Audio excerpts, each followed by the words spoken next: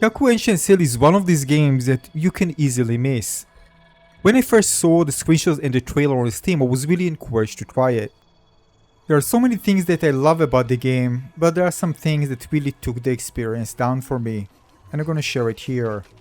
In this game, you're gonna play as Kaku, a young hero tasked with breaking an ancient seal that threatens the world. Aided by your adorable pig companion, you'll explore vibrant environments, conquer dungeons, and master powerful skills to save the day.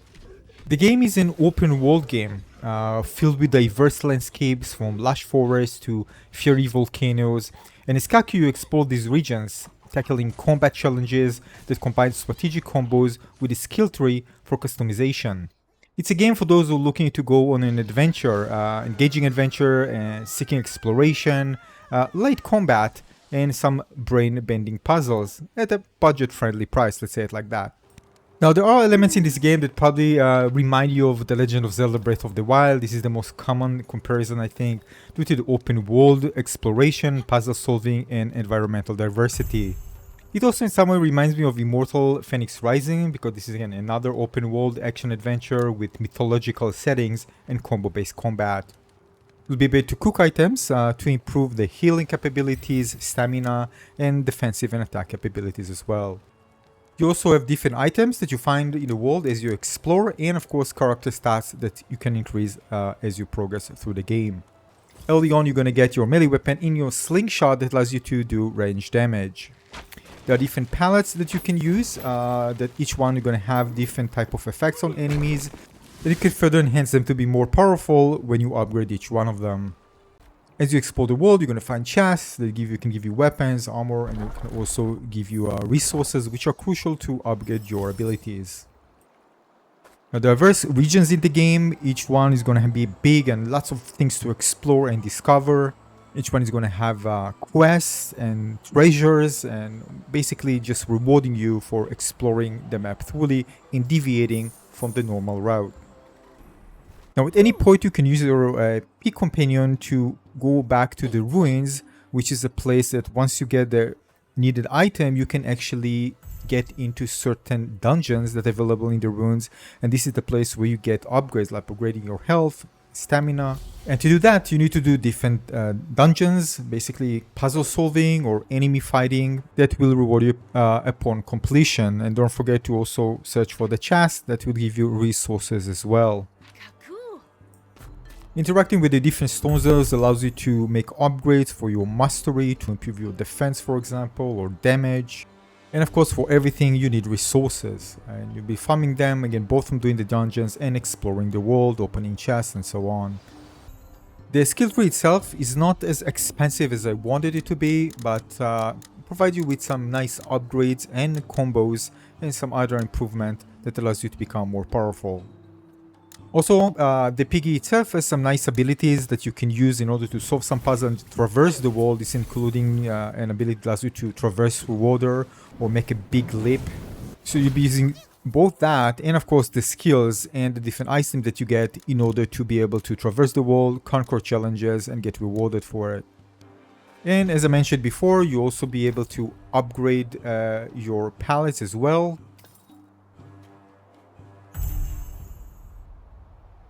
And you'll be able to cook as well and also upgrade your cooking abilities. All of that in a single place, which is nice. Sometimes you're not, in a location where you can do that. You can always go back to the ruins and do all that in a single location. And therefore exploration is really tight for upgrading because you need these resources. Here you can see me, for example, upgrading my palettes that you can see at the top give me lots of different results when actually using them. So it piles up to be very, very powerful. I can stun enemies, I can poison them, I can cause explosion in a large radius. So these are very, very powerful ones, and of course you're encouraged to upgrade them. And after you've done that, your piggy can take you back to where you were before and continue your exploration. Now the puzzles themselves inside the ruins are really fun. I really enjoy them. There are different floors, by the way. You need to finish the first floor, then go to the next, and of course the higher you go, the more challenging it gets. And they're really fun, and some of them are challenging as well. Here, for example, I thought that based on the name of the area, I thought I just need to walk and find a path, but no, it wasn't. I thought maybe shooting the floor to reveal the path. No. And only to my blind eye, I missed this thing. We just need to shoot. Well, this was an easy one, but, you know, I didn't pay attention. And once you reach the end, you're gonna get rewarded. In this case, I got increased stamina.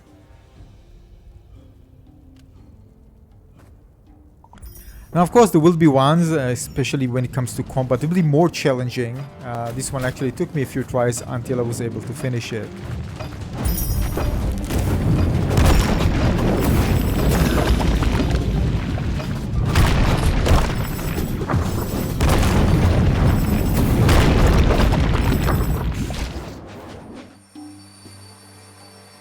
And this particular one increased my maximum health.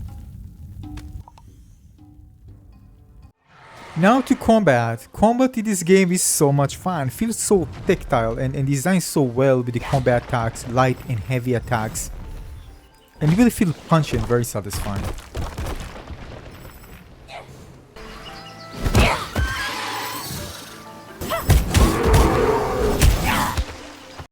Now there are lots of options for combat in the game. Your weapon attack, on-blade attack, range attack, different abilities, the ability to lock on target, which is great, dodge, sprint, jump, double jump. You also have your ultimate ability that you need to charge in order to use it. You can learn more, of course, as you progress, like this one.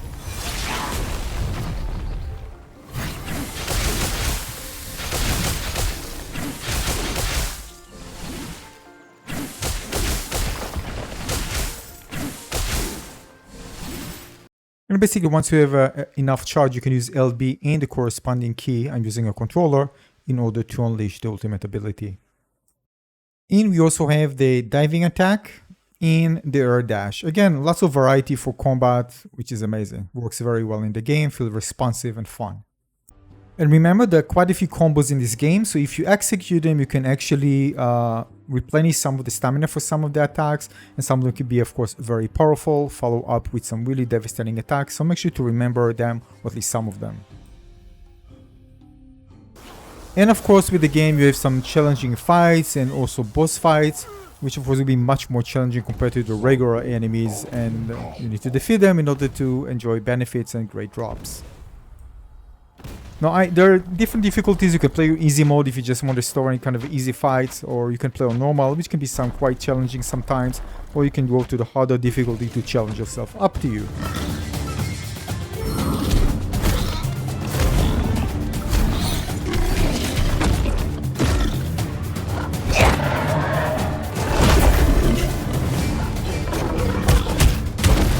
Now, don't just search for the big enemies. Like this little one, for example, on the map dropped me a golden treasure map. Now, as you explore also, you're going to find ruins, which also allows you to embed them into items and basically improve your stats. Here, for example, I got the ultimate charge runestone. This basically allows me to get an ultimate charge after defeating 20 enemies. And here I'm embedding them into my headband. Now, in terms of visual, the game is absolutely beautiful. It's so joy to explore because it's so rich in details and the colors are beautiful. It's a very colorful and fun game. The water effects looks amazing. The game is just so much fun to look at.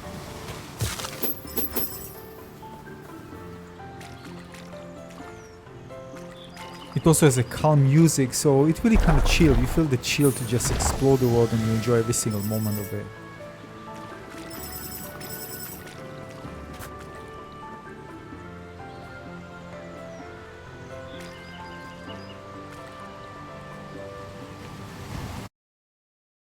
But it didn't take me long to realize that some of the enemies just repeat themselves with different colors, and this a bit took me off because when you get into an area you want to see unique enemies, and it feels a bit, you know, why? I mean, the same golems here, you know, just having a different, you know, colors. I was expecting kind of, you know, new enemies to be introduced immediately straight on when you get into the new world. However, each biome looked different and unique and was really, you know, fun to explore. So, and that's on the good side. But again, overall, seeing same enemies is not something I really enjoy seeing in games like that. Now, having said all that, the game has a lot of things going great for it, and I can definitely understand why it's quite highly rated on Steam. Having said that, it didn't have for me the high peaks that I wanted. I didn't connect with the story. Most of the characters are very forgettable. But I can in some way understand this decision if they're aiming to the younger audience and they want to keep things simple and light. This is why in terms of emotional elevation, I didn't feel anything, like everything just felt more or less flat. And in games I really want to feel the ups and downs to, shake things up a bit for me emotionally. There were also some bugs when my character got stuck in between rocks, but that I can actually just go back to the ruins and it actually solved it and it didn't spawn back. I also didn't like that the stamina depleted when just exploring the world. Again, when I'm in combat I like that, again same as Elden Ring for example, but here again it's just annoying when you run and then you need to rest again and run while actually just exploring, not even in combat. And on top of that, running the 3070 Ti, I was actually quite shocked that I couldn't even play it above medium. It just was, the frame rates were absolutely terrible. And I was very disappointed with that. So something with the optimization probably can be improved as well. Yeah, so overall it's a mixed bag for me. Some things going well for this game, very well, and some take from the overall experience.